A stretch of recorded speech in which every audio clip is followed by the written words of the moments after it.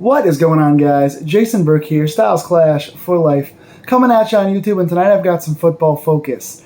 The season is upon us. The Pittsburgh Steelers just finished their first preseason game of the 2022/23 NFL season. It has been a long time off. It is good to say preseason football is back, and Pittsburgh has a lot of new faces in a new place here. Lots of rookies, undrafted free agents, lots of bodies coming through camp, and a lot of guys to break down, so I'm going to get right to it. Pittsburgh came out strong. All three phases of the offense executed pretty well. All three quarterbacks that played looked pretty good. If there was indeed a competition coming into this game, there is more of one now. Very interesting on offense. Defensively, there's a lot to fix. There's a lot of holes and a lot of positive things to point out. I took more notes of the backups than I did of the starters because you know who the starters mostly are, and you know basically how they're going to play when the season starts. But there was a lot of backups that played pretty meaningful minutes here, so there's a lot to get into. First of all, the quarterbacks. Mitch Trubisky started the game, played with the first team as it was. Obviously, the first two tight ends were out. No Najee tonight, no Claypool, no Deontay, so first team as it was. Tonight, Mitch played 4 of 7, 63 yards and 1 touchdown in 2 drives. Also had a couple of carries. I like what I saw of Mitch tonight. I really enjoyed that. He was under a lot of pressure. The offensive line, by and large, pass blocking wise, did not play well tonight. They played well run blocking. This was a better run blocking team than I've seen in a while tonight. All the running backs looked pretty good, but pass protection wise, lots of missed assignments. Saw some good things out of Dan Moore. Saw a few good things out of the third string line with like Hassenauer and Leglue and guys like that. But in between, didn't see a lot of positive things. A few missed assignments for me out of Kendrick Green and even Daniels, who came in from the Bears. Better players than they played tonight. But I think pass protection-wise, a lot of the quarterbacks took hits they shouldn't have taken tonight. That being said, 4 of 7, 63. Trubisky comes out in the first drive. Looks really efficient, gets down the field for a touchdown pass. Second drive, he gets hit and makes an errant throw. But overall, played limited time, played really well. Got away from a couple sacks, extended a play for a short run on one play that should have been a sack, extended another play on a bootleg and got a touchdown to Gunnar Olszewski. So I like what I saw in Trubisky. Mason Rudolph came in, first play, got blown up. I think it was Daniels that got blown up, and Daniels or Chukwuokorafor. Possibly Chukwuokorafor, wouldn't be surprised there. But Rudolph came and got strip sacked from behind. Pittsburgh recovered the fumble. Next play, first pass from Rudolph goes to a 50-50 down the sidelines ball, which Rudolph that's like his best thing. And it was caught by the guy that was one of the MVPs of his game, George Pickens, who was every bit as good as advertised. All the camp hype is real. So 9 of 15 for Rudolph, 93 yards and a touchdown. Looked really good on that touchdown drive, and then fell off a little bit toward the end. And then Kenny Pickett came in for the whole second half, had the crowd really on his side. The crowd was booing Mason Rudolph quite a bit. Gotta say, I like Trubisky as the starter. I thought he played well. Rudolph, I think, played better than he has in the past. I did see improvement there. He had a couple of slants. He did look a little more poised. His feet weren't as jumbly as they usually are. He wasn't kind of running in place like he does. He looked a little more athletic than he usually does, so I like what he did a little bit. But I do think that he made 1 or 2 decisions that should have gotten picked. One would have been a pick six. The corner jumped the route and dropped the ball. That should have gotten picked off. And then a second play in the end zone, he was throwing in a really crowded space with like 4 defenders. I don't know what he was doing trying to force the ball there. So a couple bad decisions. And there was also a very high pass that he had a wide open Connor Hayward, and he missed him. He missed him by like 1.5 feet. He did have that really good drive, that good toss up in the air to Pickens. But I think Rudolph still looks like he's making some bad decisions, making some overthrows, so I'm not as sold on him. He did improve tonight, but he's still not my favorite. Crowd was against Rudolph from the beginning, a lot of boos, and they came down pretty hard on him. Pickett got all the cheers, though. Played the entire second half, had his team in the stands, played at the field that he played at in college, and everyone loved him. And he played very, very well against the third and fourth string guys. Must make that known. He was playing against backups of backups, against a pretty bad team. But you know what? Played really well. 13 of 15, 95 yards, 2 touchdowns, no picks, plus 3 carries for 16 yards. Very, very positive stuff. Did take a sack on a bootleg play that shouldn't have been a fourth down. We picked up the third down conversion, and the guy's knee was called down, so we had a fourth down we shouldn't have had. Then Pickett got sacked, but we got the ball back on the next play, and Pickett led a game-winning drive. So couldn't ask for a better debut out of Pickett. got a touchdown pass on his first drive, and then came back in the fourth quarter, drove the team down for a touchdown pass with 3 seconds left to win the game in his home stadium. So couldn't ask for a better debut out of Pickett. Like I said, playing against inferior competition, but played well, looked good on his feet, made some nice reads, looked really solid. I saw a lot more good than I saw bad out of Kenny Pickett tonight. Running backs were some of the stars of the show tonight. There was a lot of good running game. Pittsburgh has been a bad running team over the last year and a half, aside from Najee Harris, of course, and they looked really, really good in this game overall. Anthony McFarland started the game, 7 carries, 56 yards. He looked shifty. He got open on a few plays, found some holes and hit them quickly. He looked a lot more definitive in making his decisions. He usually tries to run wide or kind of thinks about it too much before he hits the hole. He looked pretty good. A couple between the tackle runs in this game. When he had space, we saw that speed we have not really seen out of him in the first 2 or 3 years of his career. So I like what he did out there tonight. His counterpart, Jaylen Warren, another one of those camp phenoms we heard a lot about in the offseason, looked really, really good here. I think he was the best overall running back of the night. 6 carries for 34 yards, plus 4 catches for 30 yards and a touchdown. He had really good hands in the pass game. He was making guys miss like crazy. Caught one from Pickett for an extension for a touchdown. That was a very good play. Had another one coming down the sidelines that he dove and was only a yard short of the end zone. On that play, really good hands. Caught one in the middle of the field and made a guy miss. There was at least 3 plays where he made guys whiff on him. Had to have like a 2 or 3 yard gain turned into a 10-yard gain because of making guys miss. So not only is he super quick like I thought, but his hands are better than I expected, and he's a lot stronger. Finish runs really well. I like the way not only did he make guys miss, but he pounded through and finished runs. I liked what he did tonight. And another guy that impressed me was Master Teague, the new signee from Ohio State. 6 carries, 31 yards in the fourth quarter, ran very hard, including the third down pickup that he was not given. But I like what he did out there. Really strong stuff. Mateo Durant also played a little bit. Didn't do a whole lot. Did have one nice first down carry for 7 or 8 yards. Also had a really good block on a Kenny Pickett scramble. Pickett avoided a sack and then turned downfield, and Mateo Durant turned around and clocked somebody to block for him. So Durant with 1 good carry and 1 good block. He finishes 4th tonight because McFarland was great, Warren was great, and Teague came in very nicely as a hard runner in the 4th. So lots of good backup competition. Obviously, Najee didn't play in this game, nor did Benny Snell, but I think Benny Snell's got some competition here at running back too with Warren, McFarland. Teague coming in could push for a 3rd running back spot. I think Teague, Durant, Warren, McFarland, and Benny Snell are all in competition for those final 2 running back spots, in my opinion. I know that Benny Snell's got the veteranship here, but I like the way these guys played tonight. And good interior run blocking for the Steelers line tonight. Didn't like the pass blocking, did like the run blocking. Very nice stuff. Lots of solid run blocking plays from the guys that I mentioned earlier on the line. Wide receivers, also a lot of good guys to go around. Obviously, like I said, George Pickens, every bit as good as expected. Came out in the first series with Trubisky, made a nice sideline out catch. Very good hands on that. Got the sideline ball one-on-one. Excellent catch, man. Very good hands catch. Did some hand fighting with the corner. Got himself open in the back of the end zone. Tracked the ball well. Made the hands catch. Drug the toes. Really good sign. Man, Pickens looks like a freaking... I made the tweet, Pickens for Hall of Fame. Obviously, that's tongue-in-cheek. But Pickens looks like an all-star, man. Oh, my goodness, does he look good.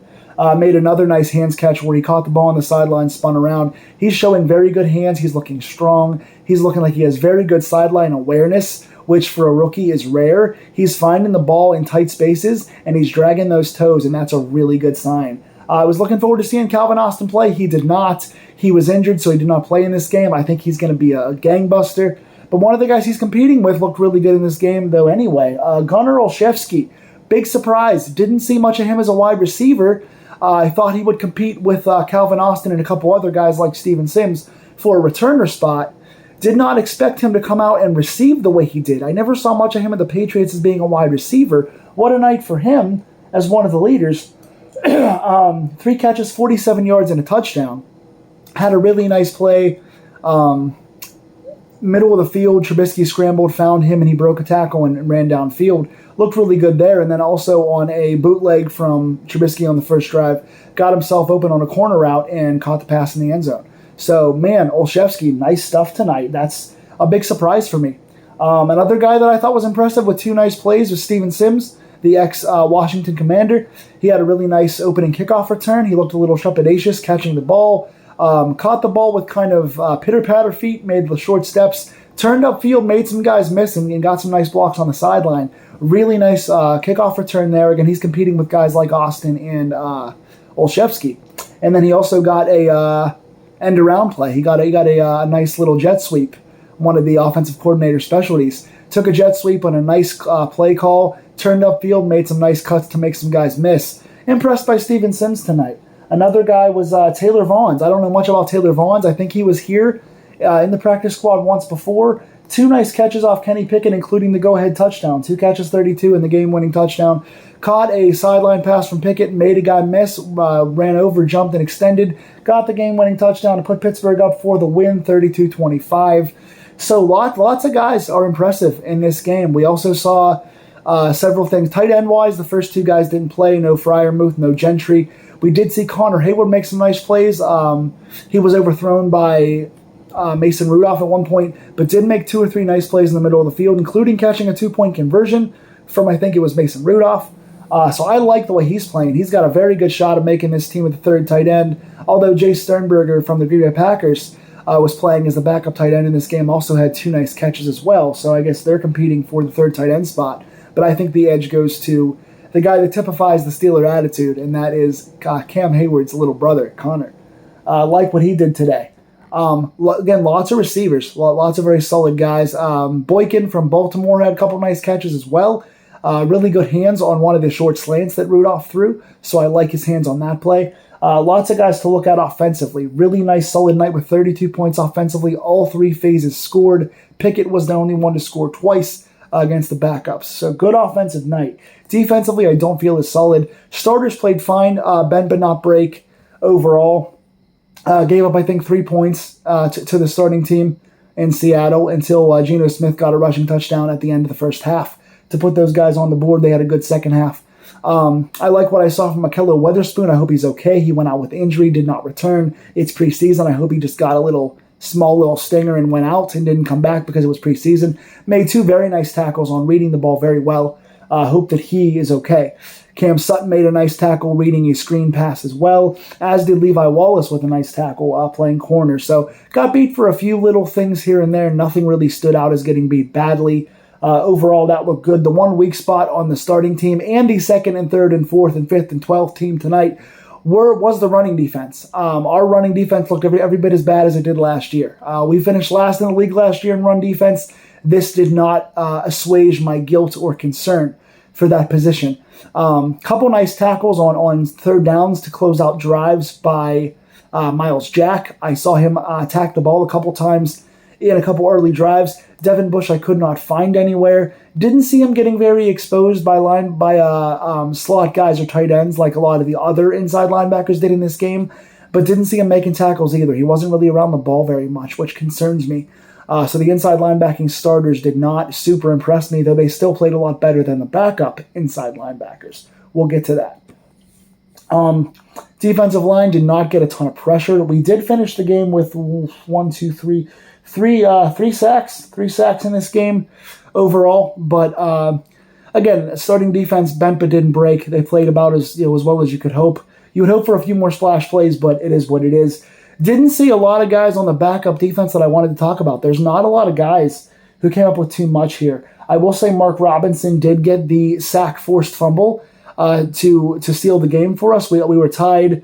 We got a turnover on downs. He came around the corner unblocked, smacked Drew Lock, forced the fumble, which was recovered by Tuzar Skipper, the former Steelers camp phenom who was back for his 3rd trip. They said 2nd on commentary. He gets his 3rd time with the team. So Skipper once again in preseason making a splash play, recovering the fumble where Pickett would go ahead for the game-winning touchdown.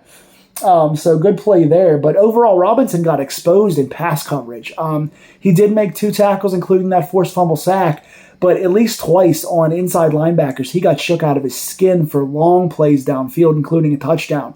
I did not like Mark Robinson in coverage here at all, and that was his weakness coming out of college. He's a good downhill runner, but he got beat a lot in coverage. I saw Spillane getting beat in coverage and being flat-footed, missing a few tackles tonight.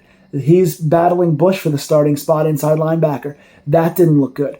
Didn't like Spillane tonight, didn't like Bush tonight, didn't like Mark Robinson tonight. Buddy Johnson, I think, was slightly better. He also got beaten once or twice, though not quite as bad for his big of net gains. But Buddy Johnson looked a little slow in pass coverage. I like him in getting to the ball on the outside, getting a couple downhill tackles. He looks decent in that. Isaiah Loudermilk came in for one batted ball. That's what he does. He's a batted ball guy. I like him being in there.